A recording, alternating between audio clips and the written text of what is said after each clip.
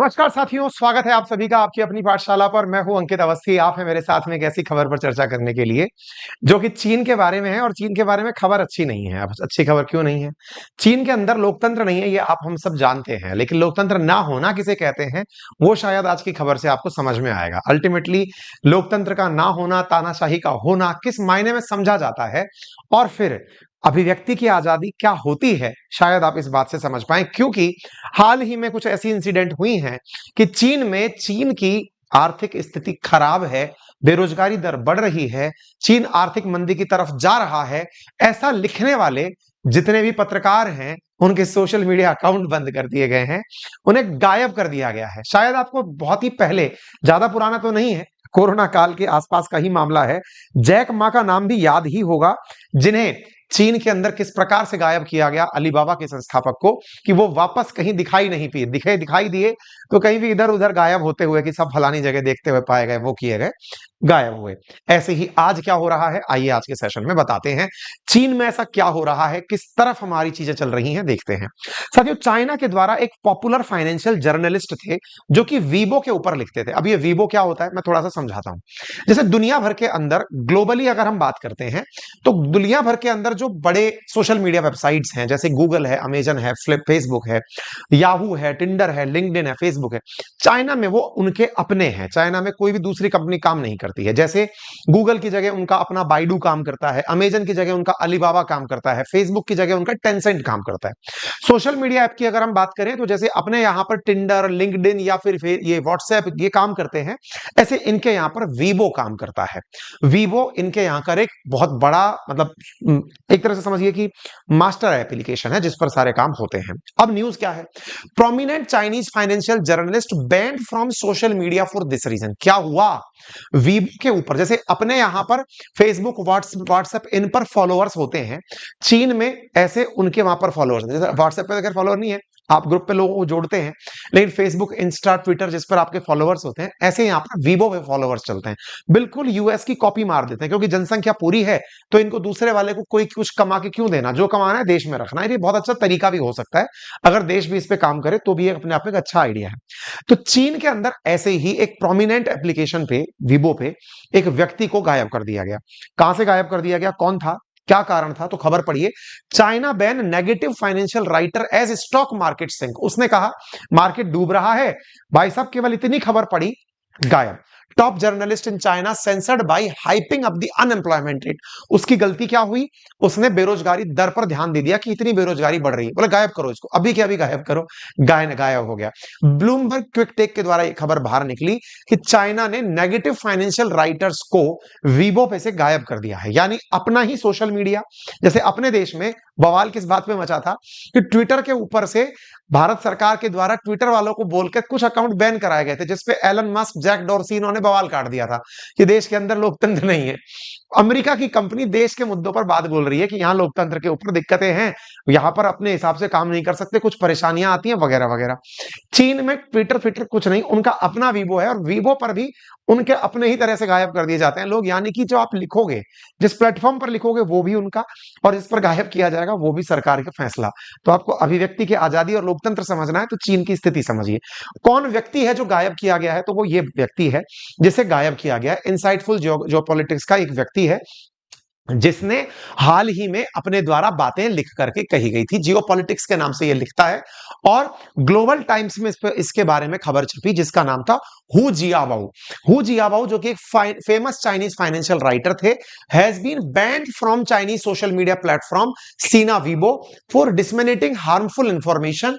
This includes manipulation, unemployment rate, spreading false accusation against the security market. Such action violate law and regulation and involve attacking and undermining current policies and management system. तो इन्होंने बकायदा proper तरीके से बता दिया क्यों गायब किया, क्या हुआ, सारी बातें, और कौन व्यक्ति गायब हुआ ये तक दिखा दिया। ठीक है।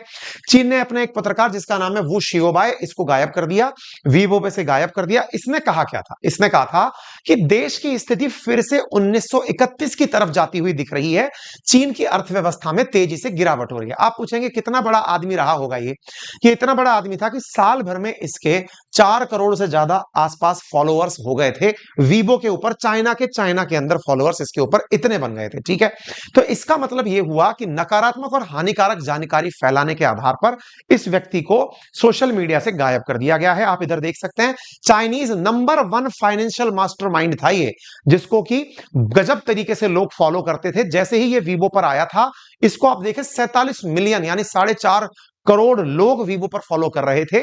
इस व्यक्ति ने 2022 में रोजगार सब्सिडी में जो 980 मिलियन युआन का यानी लगभग इतना मिलियन डॉलर अमेरिका का जो पैसा दिया गया था, उसकी धोखाधड़ी भी इसने उजागर की थी। इसकी न्यूज आते ही सारा मामला गड़बड़ा गया। इसने चाइना का ध्यान आकर्षित किया बढ़ते हुए अनएम्प्लॉयमेंट पर, बढ़ते हुए बेरोजगारी भत्ते पर। इसने कहा कि आप लोग जो बेरोजगारी भत्ते दे रहे हैं चाइनीज लोगों को, यह दर्शाता है कि आपके यहां पर स्थितियां ठीक नहीं है, बेरोजगारी बढ़ती हुई जा रही है। इसने सारा ध्यान चाइना में बढ़ रहे रोजगार की कमी। इसने कहा कि चीन जैसे ही कोरोना से बाहर निकला, ग्रोथ अच्छी की थी, रिटेन नहीं कर पाया, जिसकी वजह से विनिर्माण और रियल एस्टेट जो सेक्टर हैं, जो परंपरागत रूप से लोगों को रोजगार देते हैं, अब वो कमजोर पड़ रहे हैं। नए रोजगार देने में अब वो असमर्थ हैं। आप अंदाजा लगा लीजिए, 2022 में ये वीवो पर आया था, मात्र 1 साल में इसका इतना जबरदस्त फॉलोअप हो गया। ठीक है, आप सोच सकते हैं, इसका कहना है कि चीन के अंदर जो वर्तमान में बेरोजगारी दर है वो 20.8% हो गई है, यानी कि हर 5वां व्यक्ति बेरोजगार चीन के अंदर घूम रहा है। यह बात इसने अपने सर्वे के अंदर कही। इसने कहा कि ये जो 5.2 फिगर दिखाया जाता है, असला क्या होता है कि जब भी दुनिया के बेरोजगारी के फिगर आप निकालोगे, ऑफिशियल डेटा 20.8 मई के अंदर का ये डेटा चीन के अंदर निकल कर आया। स्टैटिका पर अगर खोजोगे ना, तो चीन का जो डेटा आता है वो आता है 5.2% लोग ही बेरोजगार हैं यहां पर, लेकिन ये फिगर इनका 20% के आसपास है। ये व्यक्ति ने यह जानकारी निकाल करके दे दी कि ये फिगर बहुत अलग है इंडिया के मुकाबले। जहां इंडिया 7% दिखाता है, ये 20% पर खड़े हैं, लेकिन दिखाते 5% है। ठीक है ना, और तो और इन्होंने ये कहा कि चाइना के अंदर इस समय बड़ी मात्रा में बड़ी बड़ी कंपनी से लोग निकाले जा रहे हैं, और ये आने वाली स्थिति चीन को वापस 1931 की तरफ लेकर जा रही है, जहां पर लोगों का बड़ा रिसेशन का सामना करना पड़ा था। इसके अंदर यह भी कहा गया कि चीन की बैंक जो है वो अपने डॉलर रिजर्व को धीरे धीरे कम कर रही हैं, क्योंकि युआन गिरता जा रहा है, फॉरेक्स के अंदर एडजस्टमेंट का काम जारी है। यह जानकारी इनके द्वारा दी गई। आपके दिमाग में एक बड़ा सवाल बनेगा, तो फिर 1931 में ऐसा हुआ क्या था?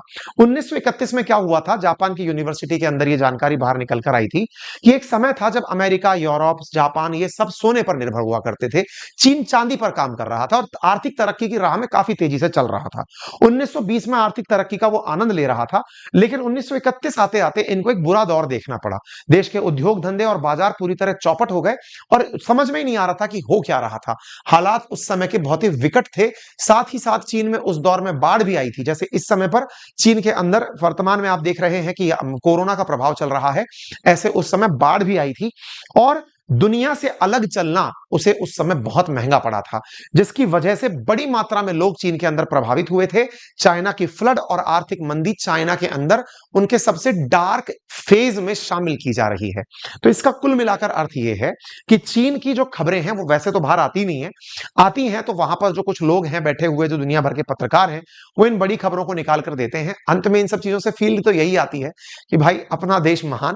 फीलिंग में ये तो आती है कि अपने देश में एटलीस्ट चीजें बाहर तो निकलती हैं, दुनिया का इंटरफेरेंस तो हमारे देश के अंदर है। ठीक है ना, तो उम्मीद है आप लोगों को यह बात समझ में आ रही हो। यहां पर प्रॉफिट्स जो है कंपनीज के वो बुरी तरह गिर रहे हैं।